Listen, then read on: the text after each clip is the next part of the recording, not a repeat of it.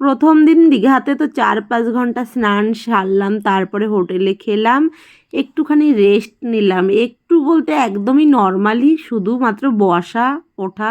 আর এদিকে তো আমাদের ঘুরতে হবে ফিরতে হবে, সেজন্য কোনো রেস্ট না, শুধু আমরা মজা করব। এই যে আমি রেডি করাতে গেছি, আমার সোনা মাম্মাম একটু রেগে গেছে, সেজন্য আবার ওর বর দিদি ওকে রেডি করিয়ে দিল, আর আমিও রেডি হয়ে নিয়েছি। এবার আমরা ঘুরতে বেরোবো।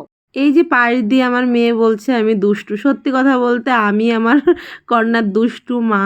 কারণ হ্যাঁ, আমি যা বলি আমার সোনা শোনে না, শুধু দিদির কথা শোনে। আর দিদি যে ড্রেসটা পরাতে চাই সেটা পরতে চাই, কিন্তু আমি যেটা পরাতে চাই সেটা পরে না, সেজন্য দিদি ভাই ভালো ওর কাছে। আর এই যে এখন আমরা কিন্তু বিকালবেলায় ঘুরতে বেরিয়েছি। ফুচকা খাবে? হুম, খাবে ফুচকা? খাবে না তাহলে এরকম। কি সুন্দর পরিবেশ, তিনজন ম্যাচিং হয়ে গেছে পুরো। আমি সেই এই কালার আরেকটা বোনের জামা ছিল সেটা পরেনি। ও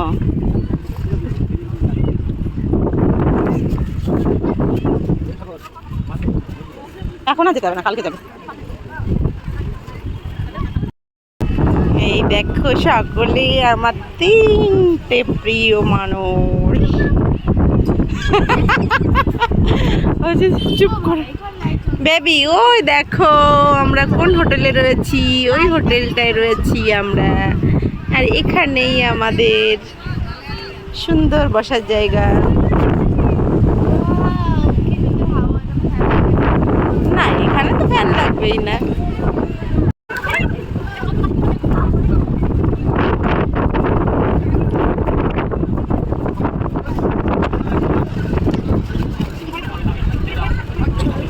বাবা নিয়েছেন ড্রেস না খান।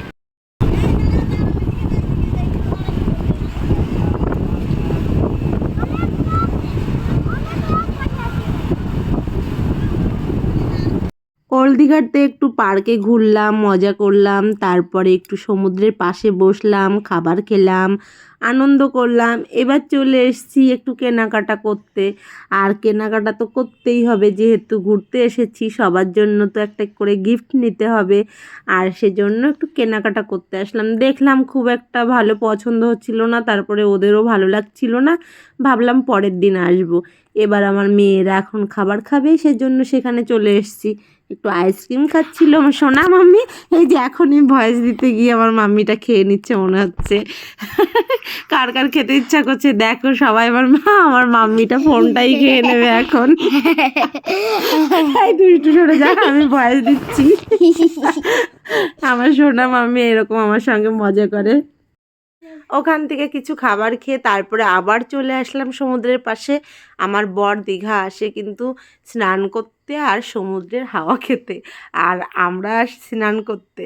আমার বরের সবথেকে প্রিয় সমুদ্রের পাশে এসে বসবে, একটু আড্ডা দেবে, গল্প করবে, একটু চা খাবে। আমার বরের তো কোনো কিছু খাওয়ার নেশা নেই, শুধুমাত্র একটু চা হলে হয়ে যায়। তো সেই চাটাই খেয়েছিল, আর আমরা টুকিটাকি খাবার খেয়েই যাচ্ছিলাম। আমার বর কিনে আনছিল আর আমরা খাচ্ছিলাম, এটাই আমাদের মজা। কিছুক্ষণ ঘোরার পর তারপরে আমার মেয়েদের আর এনার্জি থাকে না, তার সেজন্য আবার রুমে চলে আসলাম। এখন প্রায় 8টা 8:30 বাজে। তো মেয়েরা একটু আবদার করছিল, মা মোমো কিনে নিয়ে আসো, তারপরে একসঙ্গে রুমে গিয়ে খাবো। আর আমার বর একটু এবার বন্ধুদের নিয়ে বেরোলো, আর আমাদের তিনজনকে রুমের ভেতর রেখে গেছে। ওরা দুই বোনে রুমের ভেতর খাচ্ছে, আর আমি এখানে একটু মজা নিচ্ছিলাম, আনন্দ করছিলাম, একা একাই মজা করছিলাম।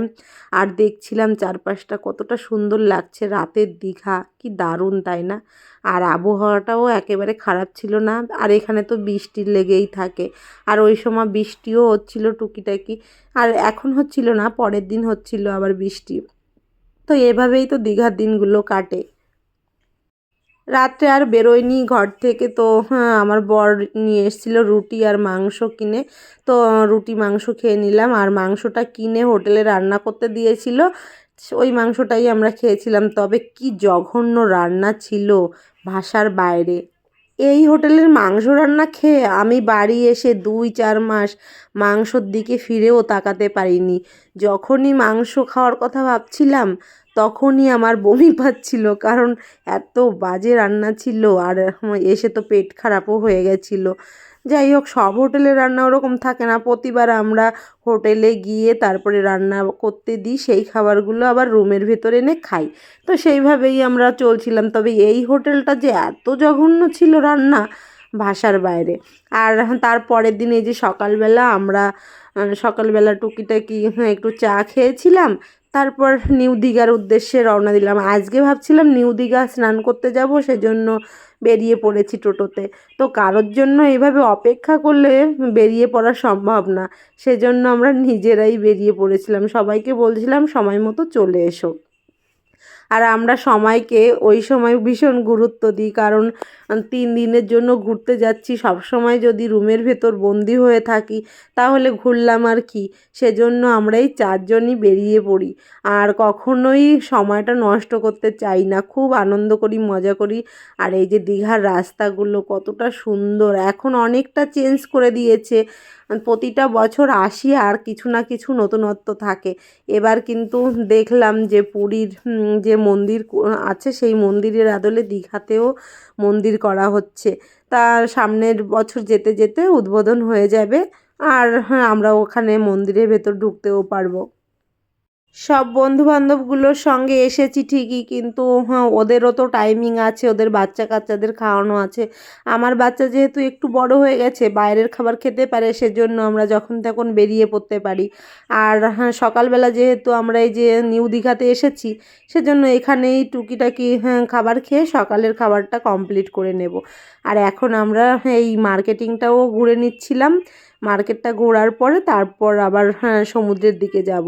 আর ইচ্ছা আছে এখানে স্নান করব, তবে পরে ডিসিশান চেঞ্জ হলো, কারণ স্নান করতে জলে নামবো আর এখানে আমাদের পরিচিত কেউ থাকবে না। সেজন্য আমারও মনটা চাইছিল না যে এখানে স্নান করি, কারণ বিপদ আপদের কথা তো কখনো বলা যায় না। আমি সব সময় চাই বন্ধুবান্ধবরা পাশে থাক, আর যদি কখনো কেউ বিপদে পড়ি তো তখনই তারা সামলাতে পারবে। আমি কিংবা অন্য কেউ যদি পাশে কেউ থাকে তখন সাহসটা বেশি থাকে। সেজন্য আমি আর জলে নামিনি, এখানের পরিবেশটা একটু দেখে গেলাম আর আনন্দ করলাম, মজা করলাম।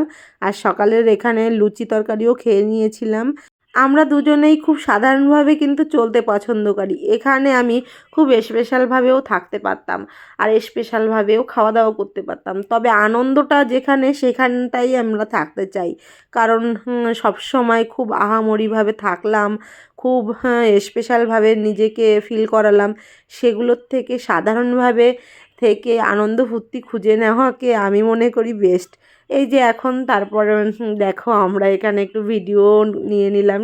আর হ্যাঁ, তারপরে খাবার দাবার খেয়ে তো চলে আসলাম। আমার মেয়েদের মন খারাপ হয়ে যাচ্ছে জলে নামবে, কিন্তু এখানে জলের ঢেউটা কমছিলই না, ভাটা পড়ছিল না, কেউ জলে নামতে পারছিল না। আর এখানে জলে নামতে গেলে বাধাও দিচ্ছিল। সেজন্য কি করব, মেয়েদের সঙ্গে আলোচনা করলাম, বললাম চলো তাহলে আমরা ওল্ড দীঘাতে ফিরে যাই, ফোনটাও রেখে দেব, ফোনটা রুমের ভিতর রেখে দিয়ে খুব আনন্দ করে মজা করে স্নান করব। সেজন্য হ্যাঁ, যেহেতু আগের দিন ফোন নিয়েই স্নান করতে এসেছিলাম, সেজন্য দ্বিতীয় দিন আর ফোন আনিনি। আর হ্যাঁ, তারপর আমরা স্নান করলাম 4-5 ঘন্টা ওল্ড দীঘাতে, খাওয়া দাওয়া করলাম, আনন্দ ফুর্তি করলাম। এই যে ফিরছিলাম নিউ দীঘা থেকে ওল্ড দীঘার দিকে ফিরছিলাম, তারপরে সবাই যখন বন্ধু বান্ধব এক জায়গায় হলাম, তারপরে স্নান করলাম। স্নান করার পর খাওয়া দাওয়া সেরে আবার বিকালে ঘুরতে যেতে হবে, আনন্দ করতে হবে, তার জন্য প্রস্তুতি নিচ্ছিলাম। আর এই রান্নাগুলোও কিন্তু অর্ডার দিয়ে রান্না করা ছিল।